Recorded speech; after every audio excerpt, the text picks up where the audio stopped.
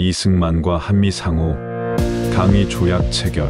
이승만 대통령은 대한민국의 초대 대통령으로서 국가의 독립과 안보를 확보하기 위해 중요한 외교적 결정을 내렸습니다. 그 중에서도 1953년에 체결된 한미상호 방위 조약은 대한민국의 역사에서 중요한 전환점이 되었습니다. 이 조약은 대한민국의 생존과 번영을 위한 이승만의 강력한 외교 전략과 결단력을 보여주는 사례입니다. 1점 배경 한국전쟁과 안보의 위기. 1950년 발발한 한국전쟁은 한반도와 세계 정세에 큰 변화를 가져왔습니다. 전쟁은 대한민국의 생존 자체를 위협했고, 이는 단순히 군사적 차원이 아니라 정치, 경제, 사회적으로도 큰 상처를 남겼습니다.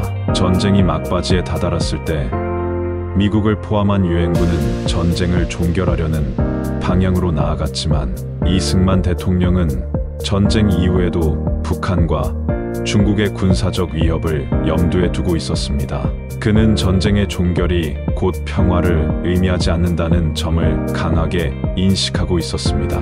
이에 따라 미국과의 군사 동맹을 통해 대한민국의 안보를 장기적으로 보장받을 필요성을 절감했습니다. 2점 한미상호 방위 조약 체결의 과정. 이승만은 한미상호 방위 조약을 얻기 위해 강력한 외교적 카드를 활용했습니다. 그는 1953년 정전 협상 과정에서 반공포로 석방이라는 파격적인 행동을 통해 이국과 국제사회의 주목을 받았습니다. 이 행동은 미국을 압박하여 대한민국의 안보를 보장할 수 있는 구체적인 약속을 얻기 위한 전략적 도박이었습니다. 이후 이승만은 미국의 아이젠하워 대통령과 긴밀히 협상하여 대한민국과 미국이 상호 방위를 약속하는 조약을 체결하는 데 성공했습니다. 1953년 10월 1일에 서명된 이 조약은 대한민국이 공격받을 경우 미국이 자동적으로 군사적 지원을 제공하도록 규정하고 있습니다. 3점 한미상호 강의 조약에 의해 이 조약은 대한민국의 안보에 있어서 중요한 기반이 되었습니다. 당시 대한민국은 군사적, 경제적, 정치적으로 약한 상태였기 때문에 미국과의 동맹은 필수적이었습니다.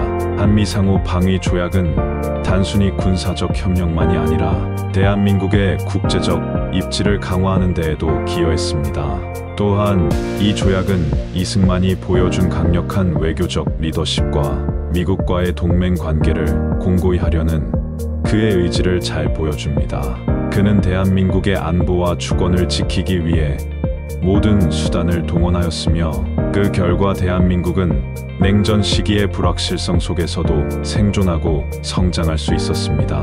4점 비판과 한계. 그러나 한미상호 방위 조약에 대한 비판도 존재합니다.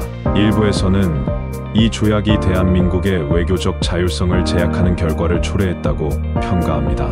미국에 지나치게 의존하는 외교 정책은 이후 한국의 주권 문제에 대한 논쟁을 불러일으키기도 했습니다. 또한 이 조약은 북한과의 적대 관계를 더욱 고착화시키는데 일조했다는 지적도 있습니다. 결론, 한미상호 방위 조약 체결은 대한민국 현대사에서 이승만의 외교적 유산 중 하나로 평가받습니다. 이는 당시의 극심한 안보 위기 상황에서 대한민국의 생존을 보장하고 장기적으로는 경제와 민주주의 발전의 토대를 마련하는 데 중요한 역할을 했습니다. 비록 그 과정과 결과에 대한 논란은 여전히 존재하지만, 이승만의 결단력과 외교 전략은 대한민국의 안보를 보장하는 데 결정적이었다는 점에서 높이 평가받아야 합니다.